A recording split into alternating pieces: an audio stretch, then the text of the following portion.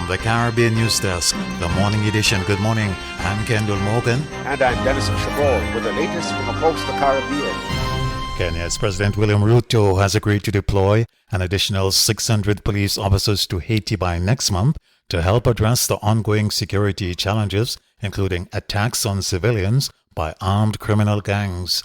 The agreement came during a just-ended visit to Kenya by Haiti's Prime Minister Gary Conille, who called for the additional men to support the 400 Kenyan officers already on the ground. I am pleased to announce that an additional 600 Kenyan police officers are completing their pre-deployment training and will be ready for duty next month.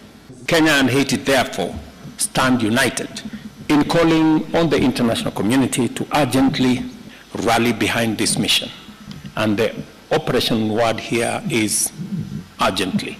Prime Minister Conille also visited the United Arab Emirates UAE, where he secured supplies of military equipment for the Haitian police and armed forces, including drones, armored vehicles, and automatic weapons. He says other countries are also coming forward with support, but the pace of delivery has to increase. We're seeing new engagements. The EU, for example, has doubled its commitment.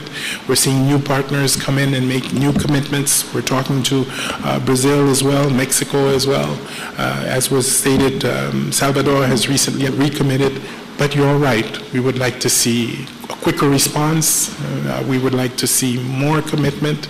And we're going to continue to push for it. Guyana's President Irfan Ali says his government will not give in to opposition demands for huge cash transfers.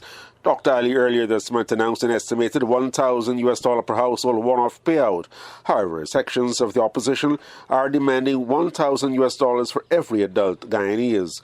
But the Guyanese leader told the opening of Guyana's Suriname International Business Conference that his administration will not buckle, even if it means reducing his party's chances of losing the next general elections. There'll be voices that will push you to do things that is popular at the moment.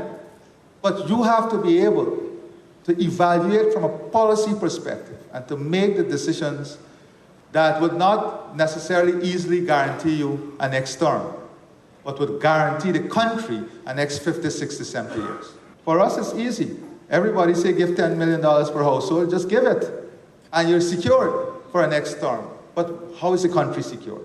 How is the future secured? So there will be the populist sentiments out there that you must guard against, and don't succumb to it, especially when you're in an electioneering environment, when you're months or a year away from an election. In the wake of concerns about the unfair distribution of the U.S. $1,000 one-off cash grant to each Guyanese household, the president yesterday announced a change. He says due to concerns about personal conflict and youths not being eligible because they are not heads of households, government has now changed the formula.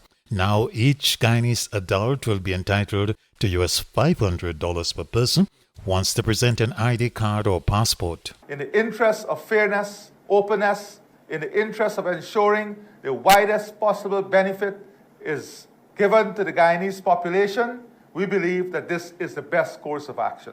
Former Finance Minister Winston Jordan had first made that suggestion to end the controversy over what is a household and who would be eligible. Former President of Trinidad and Tobago, retired Justice Anthony Carmona, says violent criminal gang activity across the Caribbean is linked to poor governance. He says youths do not have good role models who give leadership and hope.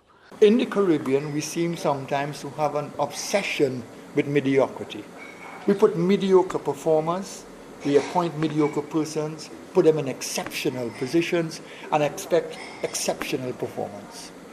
Because one of the reasons why, for example, you find our young people deviant, we need inspired leadership.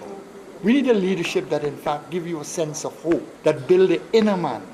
And these things are not taking place. Vincentian Prime Minister Dr. Ralph Gonsalves is calling for easing of the growing tensions between mainland China and Taiwan, following this week's major military drills by China around Taiwan, which it claims as a renegade province. We have enough open conflict in the world already, more than enough. And I tell you this, a conflagration across the Taiwan Straits would make what's happening in Ukraine child's play. And I just want to send this message to the People's Republic of China. I know of the challenges, I know of the disputes, I know of the tension, but this matter has to be talked through. What we want is peace.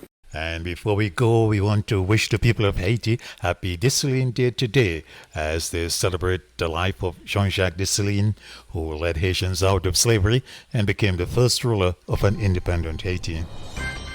This has been the morning edition from the Caribbean News Desk. You may contact us by phone or WhatsApp at +592 700 9293. Thanks for listening.